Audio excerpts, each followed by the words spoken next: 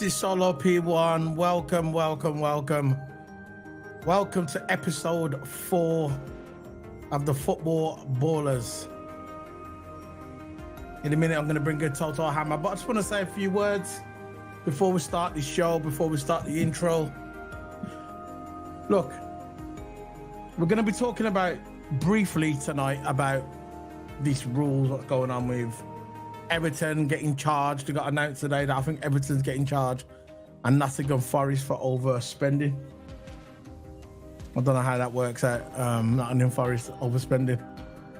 And I haven't heard nothing from Chelsea. No charges brought to Chelsea. We've got 140 plus charges to Man City. And nothing's happened yet. But Everton are getting charged again. Just doesn't sit right with me. I'm not an Everton fan, obviously I'm a Liverpool fan, but it doesn't sit right with me at all. So in a minute, I'm gonna bring in Toto Hammer, but I'm gonna play the trailer and then you can come and we can talk. And if you're watching it on the actually I'll bring you Toto Hammer now. Toto Hammer! Big up Toto.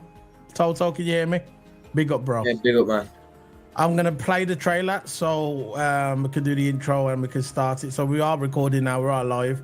We're now on YouTube and we're also on Twitch as well. So if you like Twitch, you like the Twitch gaming, I'm streaming from Twitch as well. I used to stream F1 on there. I'm going to continue to stream on and FIFA as well. So check out the Twitch. But we are, for all my Twitch viewers, hit that follow, hit the like. So let's start this trailer and then we can start discussing what's going on in the Premier League and this cup, what is it? The breach, Huscat breach. FM. And hand you down to pitchside LFC TV's Peter McDowell. Thank you, George. Good evening, everybody.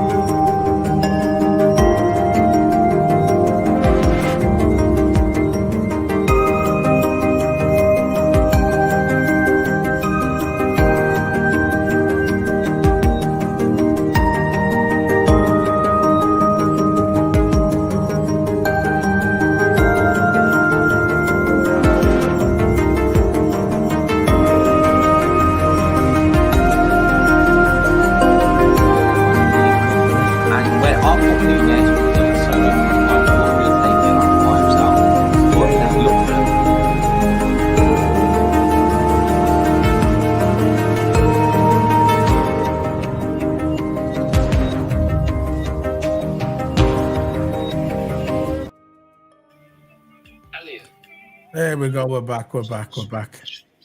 I can hear an echo. I can hear an echo. I'm gonna pause it. Yeah, can we pause it? There we go. So this is Solo P1. Toto Hammer. Big up to Toto Hammer. Number. So we are here now. We are talking about what's been going on in the Premier League, the games that's been going on. We know that Man City. Let's start with Man City before we start getting onto these FFP rules. So, what's your thoughts? People are talking about Man City about this. De Bruyne's back. He's come back. Everybody's doing gambles. Everybody's celebrating like it's New Year's Eve. De Bruyne's back. I heard a lot of content creators saying that Man City's won the league already. We're only halfway through the season.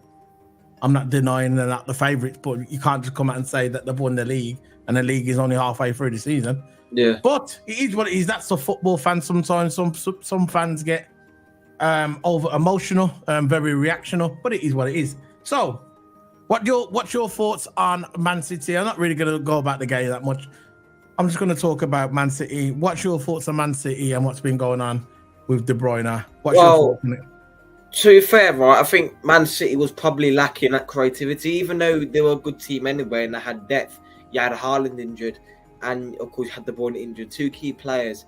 And you know that last season, how De Bruyne and Haaland had the most assists in that whole season alone. So them two as a partnership, that's what City was usually missing. Of course, you had Julian Alvarez. Of course, you had Rodri and all that. But De Bruyne was the creator. He was the finisher. He was the one who feeds in the ball to Haaland. Haaland always finishes them off. That's a duo that City was missing this season. Now, I know Haaland's still injured, but they got one part of the puzzle back. They got De Bruyne back. I look what he did to Newcastle. He came on, got himself an assist, and he got himself a goal. Straight away when he came on, impact. And even though Newcastle was leading 2-1, right, he had to try something. City had to try win the game because they can't afford a draw or a loss because they would lose even more points to have less chances of winning the league title. Now, as soon as they brought De Bruyne on, Newcastle played part of the bus. And the thing is, when De Bruyne came on, right, I don't understand why did Newcastle give him that much space to run with that ball. I was watching the last parts of the game when De Bruyne came on, when he scored that goal. He shouldn't even scored that goal. All the defenders are tracking back. Even the midfielders are tracking back. Yeah, okay. Yeah.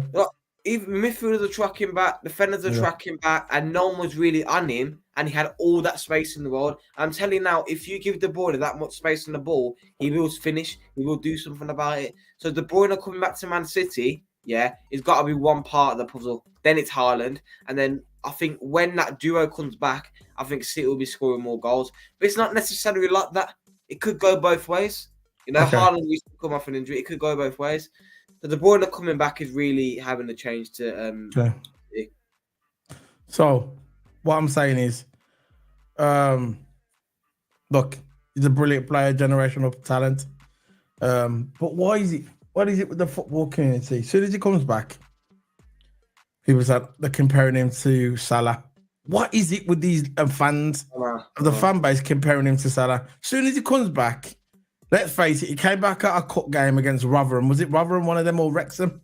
So relax. And then he's playing Newcastle. A declining Newcastle, which has got a lot of injuries and the legs have literally gone. Because when we was playing in the second half, the two wide men were walking, and Gary Neville actually said, which I don't even like Gary Neville, but Gary Neville actually said on the TV, look at the wingmen just walking. They've got no legs left. They've got no injuries. So beating Wrexham in a cup, I think it was Wrexham in a cup, and then beating declining Newcastle, and that's your thing to go on. De Bruyne back, whatever, man. When Man City play Liverpool, when they play Arsenal, when they play Brighton, when they play Brighton and people like that, because Brighton are kind of coming back in, then we'll see what he's got. I'm not saying he's lost it, but people should just relax. They beat Newcastle, which they was lucky to beat Newcastle. Let's face it, they were lucky to beat Newcastle, but because they got that goal right at the end, now you got fans coming out saying we're going to win the league. Why are people so reactional? Why? I just don't understand. Just see what happens. You can't just give the trophy. So by their logic, we should give them the trophy. We shouldn't play no more games by the Man City fans. I'm not saying all of them. I'm not saying all of them because I don't know all of them. Just the ones I see and the ones I see on Twitter and the ones I see in the street. All I ask, and most of the ones I see in the street are fake fans anyway, because 10 years ago, 15 years ago, where was the Man City fans? Let's just be realistic. But what I'm saying is, I just don't understand why people say, they've won the league. There's so much games to go. I'm just saying. What are you saying? That's what I'm saying, because like I've always said this, one player is not going to make up the whole team. You are not a one-man team. You know, like it's about how you work as a team, how City work as a team. It's not about just De Bruyne coming in and he's going to smash the Premier League. And like different teams play with different ways. Like if you got Man City and Burnley and Lobot Burnley, you got different teams with different tactics who are going to play different ways. So playing against Newcastle, because Newcastle, of course, got injured. They got centre-backs injured. They got midfielders injured. So when they're actually going forward and they're playing that, that constant pressure that they're going to lose legs because they have really no subs really to put on for Newcastle. But again, we've got to look at the whole season alone. City has survived about De Bruyne. You can say City has survived about De Bruyne. Yeah, but let's face it, they haven't had Haaland for a few games.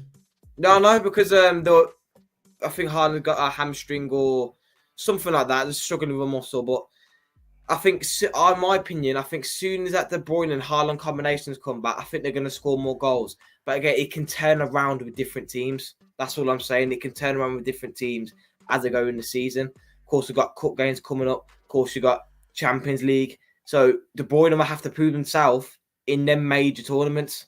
So De Bruyne coming back and doing against Newcastle as a sub, that's what not, I said, not for special. That's what he I has said. to do it in major tournaments. We know we can do it, but what I'm saying is the only thing that I'm talking about really, what I think is hilarious, but they're saying that they've won the league already. That's the arrogance of certain fans. Certain fans are just arrogant anyway in the community, especially. I'm not saying just Man City fans. There's a lot of arrogant fans, but I just don't agree with it. Where they're saying that they've won the league and we're only halfway through the season. I don't buy it. People think Arsenal are out of it. They're not out of it. Arsenal's still there, by the way. Arsenal's still there. All it takes Arsenal to get back into it, if they beat us when we play them with our half squad, if they beat Liverpool, they're back in it. They're back in it. Toto, you all right, mate? Yeah. No. They're back in it. They're back in it. So, let's go on to the next one. So, the next one we're going to talk about now, FFP. You all right to do this video, bro? Yeah, I'm all right. What's up? Big up, bro. Stefano Marco Corleone, what's up, bro? Welcome to the channel. Haven't seen you in a while. Big up, bro. Yeah, we're just going to discuss some news on what's going on around in the community. So, we are talking about FFP. Let's get this on. FFP, Everton and Nottingham Forest face points deduction as a dual charge with FFP breach. Everton and Forest have been both informed they have breached Premier League probability and substantially regulations PSR and are now at a threat of points deduction. We all know that Everton already got points deducted earlier this year. Not this year, early last year. No, late last year. The first half of the season. And they, what was it, 10 points? Was it 10 points deduction? 10 point deduction. So it was a 10 points deduction Everton faced. And it looks like it might happen again, and a fine. And also Nottingham Forest is being informed as well about this breach. It makes me laugh. When I see this, I think you would never think, look, when you see the amount of money that Chelsea is spending and the amount of money that Man City is spending, especially Chelsea, why aren't they coming under investigation? It seems like they're getting away with it because it seems like that the Premier League, whatever, who's behind it, are punishing the smaller teams. Do you understand? Yeah, I know. Because I just don't understand. You got Everton and Nottingham Forest charged, but why ain't something like City charged? And I think the reason why is because they got 115 charges. But I don't understand that 115 charges. Why aren't they at least charged for that? And how is City getting away with it? How is Chelsea getting away with it? Chelsea you got to look at, because how much money they spent on players, over like £400 million on players. And now spending that much on players is got to be worth a lot over that cost cap. Like with City, 115 charges. And them 115 charges were from over a past 2 years. They weren't just on just one season. They didn't do it in one season. They did it over the past days, over the past years. City, that's how they got the 115 charges. Now, I don't understand why they're not getting picked up about it, or why Chelsea getting picked up about it, because they spent that much players in that transfer window. I don't know why. That's what you just said, mate. You just said that, Anna. Yeah, I know. You just said that, Anna. Go on. That's what I'm saying. Why aren't Chelsea not getting picked up about it, about these FFP rules? And Everton, of course, is going to face a bad part of it because they've recently had a 10-point deduction, and now they might get another one, maybe relegation. So Everton will probably get the bad end of it. And Everton, of course, I gotta give it to them. After that 10-point deduction, they did show fight after. They gained points. They did show fight. They started to win their games, but now they're getting hit with another FFP rule, and it is really screwing it up. I'm not sure, but I don't know how Nottingham Forest got theirs, but Everton's probably going to get the worst end of it. Yeah, they will. Huge comeback, and now they're just getting deduction for it. Well, Nottingham Forest. Look, this stinks of corruption. Okay, I'm not naming any names because I don't know the facts, but it's just bizarre to me when teams like Man City that are on 144 plus charges, and Chelsea, who spent $1 billion within one calendar year, nothing happens to them. But teams like Nottingham Forest, the smaller teams, the teams like Nottingham Forest and Everton are getting hit with these fines and penalties. It just doesn't seem right to me, and it's obvious it's corruption. Just like there was corruption in Formula One, there's corruption in this. I just don't understand what's going on, really. So, what do you think is going to happen to Everton? You think they're going to get away with it, or do you think they're going to get slapped with? Some people are saying about fines. It's going to be fines, maybe fined, or it may not be points deduction. What is Everton actually done? Have they breached a cost regulation? Yeah, it says on here, Everton and Nottingham Forest of bowling. It says both clubs were told about their alleged. So it hasn't been confirmed yet. Alleged. So they've been accused of breaches on Monday afternoon, and have been referred to the Independent Commission. Punishment for such as when people say it's an independent commission, I don't believe that. We all know that they know each other. So when they say it's an independent investigation commission, I just don't believe that. It just doesn't sit right with me. So it's referred to an independent commission. Punishment for such as breaches can include a fine or points deduction. So it could be a fine. They might look at Everton and say, you know what, we gave you a points deduction this time. Now we're going to give you a fine. I'm just guessing. It might be that. Or Nottingham Forest I could see Nottingham Forest, if found guilty, I could see Nottingham Forest facing points deduction. I can see that. I think Everton might get away with a fine. But yeah, again, I think as well because Everton's last 10-point deduction was for overspending, which means they spent too much on players. But after that, they served that FFP rule. I don't know why they're going to get. I don't see the reason why it's that serious enough to get hit with another 10-point deduction. So overspending on players, similar to why I don't know reason why Chelsea ain't getting picked up about it. Everton spend a lot on players, and Chelsea spends a lot of players. Overspending is really, really, important to the FFP, so that's where you get a 10-point deduction. I know that. I think with this FFP they're getting done for. I think it's going to get a fine because I don't see the reason why. I think Everton will. Everton will, yeah. I think Everton will get a fine. I think Everton will get the fine, and I think Nottingham Forest will get the points deduction. Because I'm going to go and have a look at the table now. I'm going to bring up the table, right? Yeah. I'm going to bring up the table. I'm going to have a look where they are in the table. So I'm going to just share the screen so everyone can share the screen with us. There's the Premier League table. So there's the Premier League table. Let me just bring this in so you can see it properly. There's the Premier League table. So on top of the table, we've got Liverpool. So I'm looking at the where's Forest. Forest is 15th on the table and they're on 20 points. So if they get a 10 points deduction, that'll go down to 10 points and they'll be basically second from bottom. They'll be second from bottom. If Everton get 10 points reduction, they'll be plumb bottom.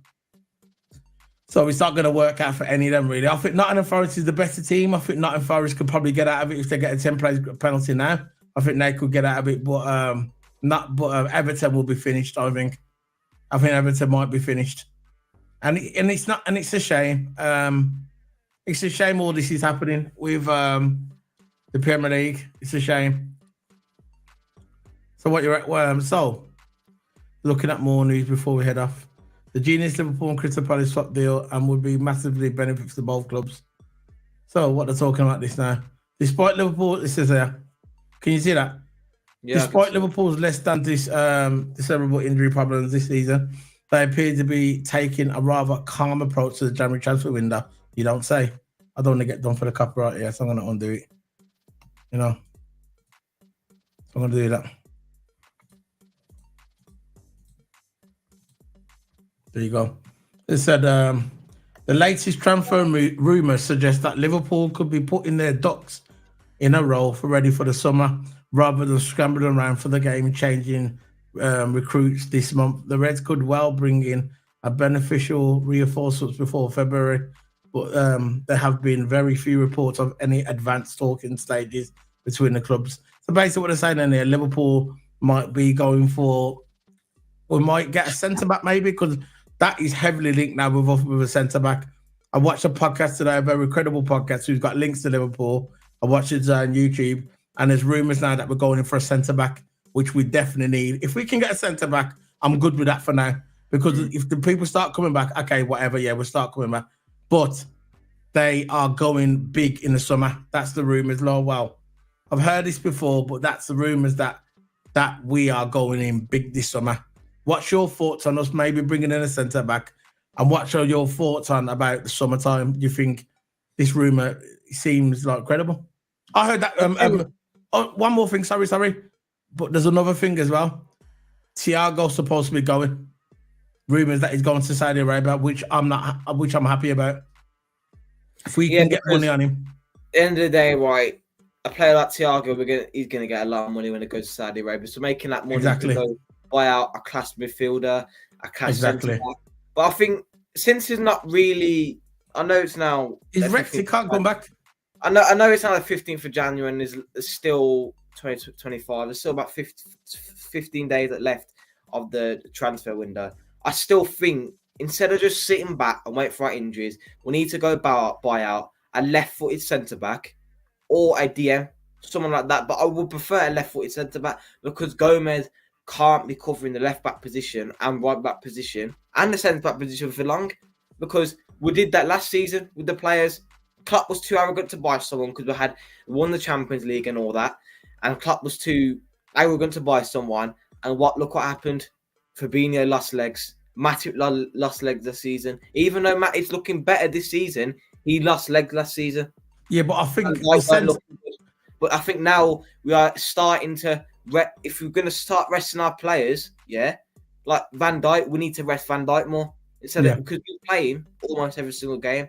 But if we're going to conserve him and let him stay as a world-class centre-back as he is, we will need to rest him and buy another centre-back, a left-footed centre-back. And that's what Van Dijk is. He's a left-footed centre-back. He plays off the left.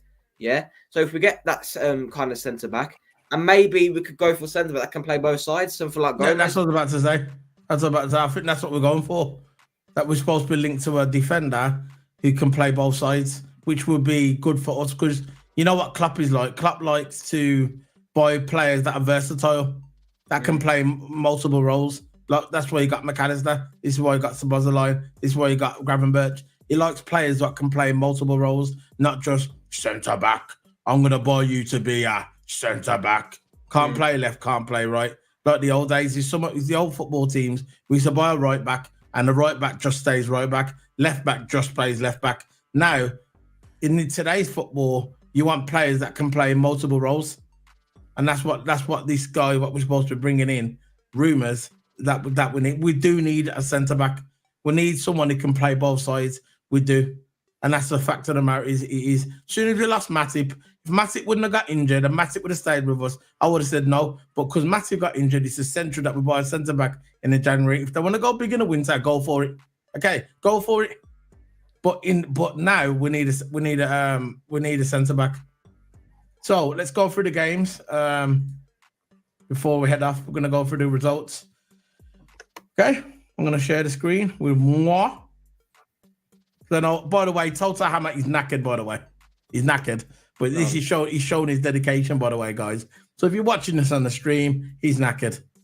But you know what? He wants to do the video. I said to him before, I said, you sure want to do the video? Message him. I rang him on the phone. I said, you sure you want to do the video? And he goes, yeah. I go, you're tired? And he goes, yeah, because he went to the gym, he does his training, because he's a go-karter and he's a racer. And I said to him, do you want to do the video? And he goes, yeah, I'm tired. I go, don't let me do it. Then he goes, nah, I'm doing it because I love the channel. See the dedication now. The dedication on this channel. Dedication, man. Styled. So, let's go through the results. Man United and Tottenham 2-2. I watched this game. I thought that even though it was a draw, 2-2, I believe that Tottenham were the better team. I think after the first goal, I saw the first goal was very quick. The first goal, when it was in 3 minutes, and Højlund scored, and it was a good goal. It was a decent goal, but after that, those went flat. I know Rashford got the goal in the 40th minute, just before second half, but it went a bit flat. After that, Tottenham equalised with Richardson, baller Richardson. I wish he was at Liverpool. They scored in the 90th minute. A lot of fans wouldn't agree with me, but he would cook at Liverpool. And then Rashford scored in the 40th minute, and then in the 46th minute, Rodri scored. Rodri, Benteke, and it was a 2-2. But our Tottenham was much better in this game. Tottenham played better. Tottenham should have won. And what do you think of the game? I think after when I watched the post-match interviews, Roy Keane was saying, they're asking Roy Keane, was Man United the better team or was Tottenham the better team? Tottenham was, of course, the better team. Tottenham were much better. Look, Man United, even though they scored, the 2 quick goals, I think the first goal caught them off guard. It was a really good... it was a good goal, though. Højlund, and the keeper couldn't save that. Come out, it was going top left corner. The keeper wouldn't have saved that. It was going near post, and yeah, the keeper would have saved that, but it went top left. There's no way to say. It was really, really good shot, really good and powerful shot. I think one player at Man United that people are starting to pick out is Marcus Rashford. He is now starting to pass the ball more. That he's absolutely allergic to. You rarely see Rashford pass the ball. You see Rashford passing the ball now, and you see him scoring more. And apparently, they're getting overhyped and now saying, "No, he's starting to cook." Rashford is starting to cook. Come on, look who he's played. Yeah, even though he's going to start to pass the ball more, even though he's going to assist more, he could even score more. You don't know, but he's not cooking yet. He just had two good games. 2 good games. He's not cooking after 2 good games. But to be fair, when I watch Rashford play, he's starting to pass more. So as a neutral, I've got to give where credit's due, but he's not cooking yet. But Tottenham, I think, as soon as after Højlund scored, Tottenham was on the press. I like the manager right there. I think he's hilarious. I know. I think he's hilarious, yeah. Did you watch that video on YouTube when he was trying to he was battling with the referee and his players had to hold him? He's a I'm telling you now, bro. He can handle himself enough. The Tottenham manager. He's a baller. I can tell. He's a baller, man. Old school, tough man. You get me? Tough geezer. Some bare. He looks like a bare. I think Ange, the Tottenham manager. Yeah, that Tottenham manager. He's an all right manager, and I think Tottenham can play that press well. Could look what they did to United that yesterday. Yeah, but it's not really. Yeah. Look at the possession, 64%. Yeah. That 64%, 36 possession. I like reading off stats because that's a crazy number. 64, 36, a lot of difference there. I can't be bothered to do the maths. You don't have to. Right, who cares? We're not stat people on here. Yeah. 64%, 36 possession. It's a really, really big difference between the both clubs. And Tottenham was the best team throughout the whole game, and they just didn't finish off their chances in time. I think Man United, of course, played defensive. You know what Man United is like. When they know they can't score, they did it with us. They knew they couldn't score. So what they did is just low block. Yeah, but they didn't do the low block with Tottenham, though. No, they didn't do no low block with Tottenham. They've done it with us because they knew Wagwan. They knew if they did do that low block, what was going to happen. That's what they've done, the low block. They come there, yeah, and they basically said, this is Man United's attitude when it came to Anfield. We just have to lock off the defence. They had no intention of trying to score, no intention, none at all. So let's do this. Let's get on to the next game. Of course, Chelsea won the game as well. So they've gone. Yeah, of course, I'm going to continue.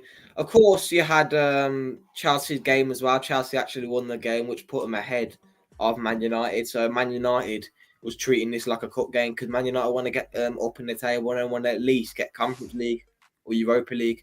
So this game meant a lot to them. Of course, they had Tottenham as well after Chelsea winning their game. Lucky penalty by Cole Palmer. But rounded after game 1-0. Sorry about that, guys. Sorry about that. I pressed back up to change the page and I pressed back up on the StreamYard and I came out. So there you go. So it's Aston Villa again, dropping boys 0-0. Everton, it's a tough game to go to. But on my prediction before this, I thought Villa was probably going to get a 1-0. Didn't happen. Everton are very tough. They're quite solid at home. Newcastle versus Man City. Let's talk about that one. Look, I watched the highlights. I didn't watch the full game. But Newcastle, I'm going to let you talk about this because you got more of an opinion on this than me. But for what I saw, they bottled it. Newcastle bottled it. They came out in the second half. Eddie Howe scared of losing, so we tried to shut up shop. And what happens when you shut up shop with Man City? I'll let you go. Go for it. Yeah, I just can't believe Newcastle's winning 2-0. And there was only like 10 minutes to go, right? And it's the same on rubbish every single year. Like, when you get, say, flipping Arsenal beating City 2-0, for an example, City can just score 3 goals within like 10 minutes. City, that's how City works. You know, if they're losing, they won't give up. They won't drop their head. They'll keep on going. And look what happened. Newcastle was winning 2-0. And then they were still winning. City got one back. It was 2-1. But there's only like 2 minutes to go. Plus the injury time. But there's only 2 minutes to go. They let City score in injury time. Yeah. They let him score. There were like 5-10 minutes to go of the game. And they let him score 3 like that. Which I do not get. Even though Newcastle is running out of legs. But how can you bottle a 2-0 lead? You were winning 2-0. How can you bottle a lead? If you know your forwards are going to go out of legs, bring on a defender. Because you're not just missing centre back. You got youth to put on. You got different other choice centre backs to put on. Why didn't you just, instead of playing park the bus? Well, I think the main thing about City, they can unlock the park the bus. They can unlock the low block. And De Bruyne, I don't think when De Bruyne was on the ball scoring that winning goal, I don't think that really unlocked the. I can't spell today, man. Unlocked the low block, the side. But I think De Bruyne taking that shot really, really quickly probably took the centre backs off guard. They bottled it. That's what they did. They bottled it. They should have carried on playing the way there was in the first half, and I think Newcastle could have won this game. But to be fair, I've got to admit, to be Newcastle, their legs went at the end, which they did. The last 10 minutes of the game, the legs went, just like when they played Liverpool. They played us and the legs went because they burnt out the players. I think the 10th in the table now, which I'm going to check. Newcastle, the 10th. Yeah, the 10th in the table. So they basically just blew it. Chelsea won 1-0 against Fulham. Arsenal play on Saturday. We play on Sunday next week. A lot of the footballers on holiday now. Some of them in Dubai, and I saw some pictures of them in Dubai. Enjoy, because this is their Christmas now. A lot of the footballers having time off now on holiday because there's no football for Liverpool. We had 11 days off. But this is their Christmas time. You know, a lot going on holiday with the families because obviously they play football through Christmas, isn't it? So they're enjoying it now. But anyway, it is what it is. So let's end this now. We're going to finish it off. Before we go, I'm going to bring this screen up as well. One more screen. This guy. We're linked to him in the summer rumours now. Michael Osio. Is that his name? Is that how you pronounce it? Oliso. Olise. Anyway. So Liverpool are interested in signing Michael Olise this summer. Do you know anything? He could play for Crystal Palace. So one guy said he rejected Chelsea, so I rate him. I love it. The comments sometimes so hilarious. So what do you think of this guy then? No, Olise. I think, in my opinion, on him, he's quick. He can play as an 8 and he can play as a 10. He can play as an attacking midfielder.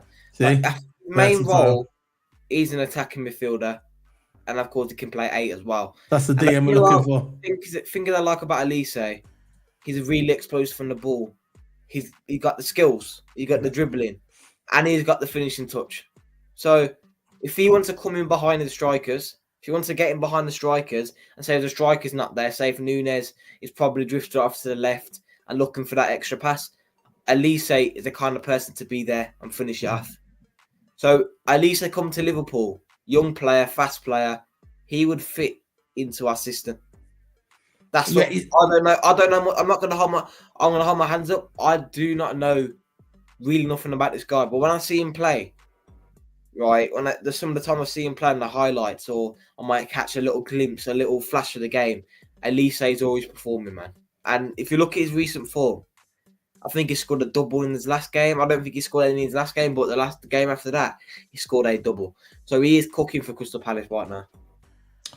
Yeah, last year he had an injury hamstring problem over Christmas on 8th of December. He had a hamstring problem. I think it's 8th. I think that's how they do the dates. Got 8th with the 12-23. So he had a hamstring problem, injury.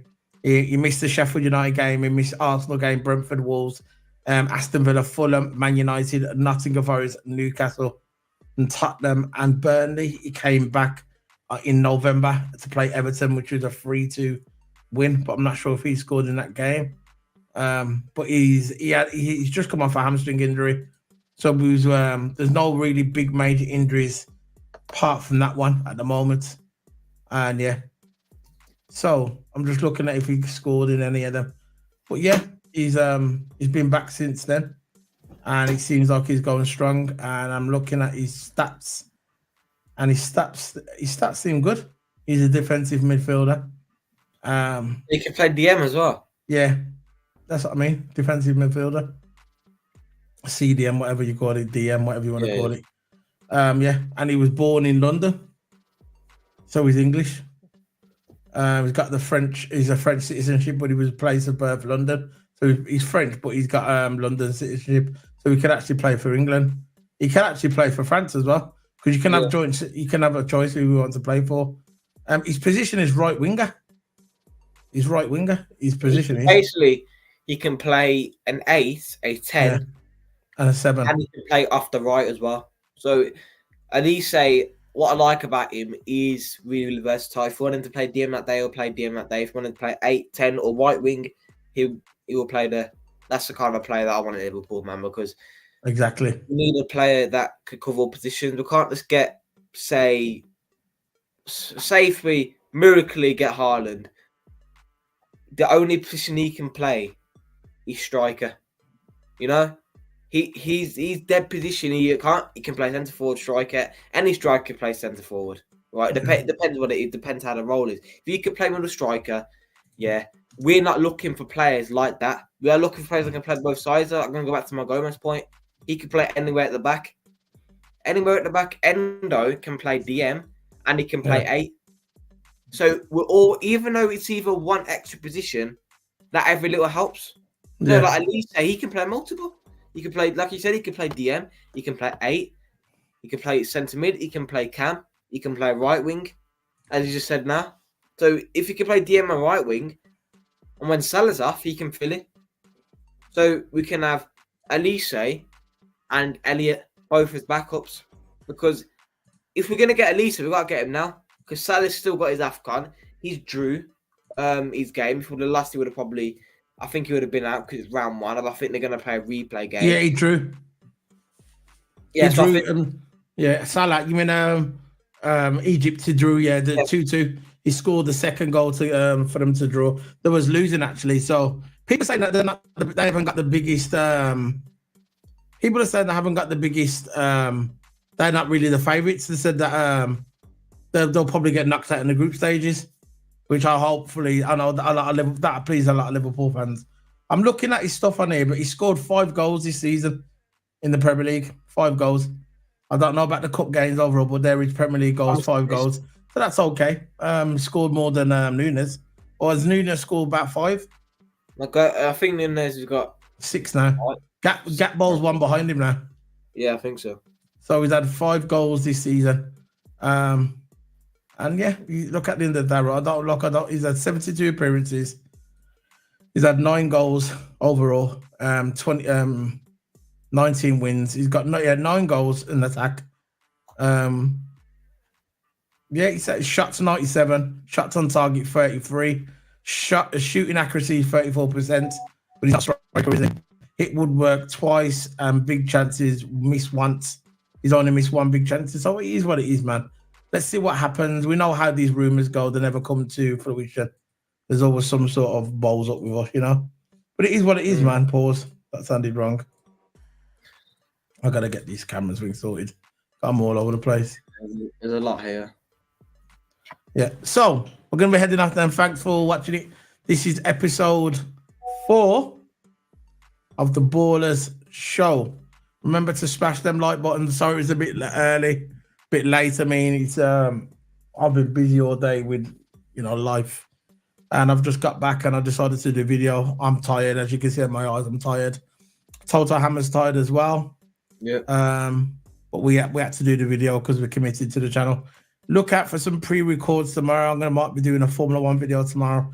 Look for some pre-records because the Formula 1 season is starting soon. I'm going to be doing some stuff on Hamilton, doing some stuff on the pits as well.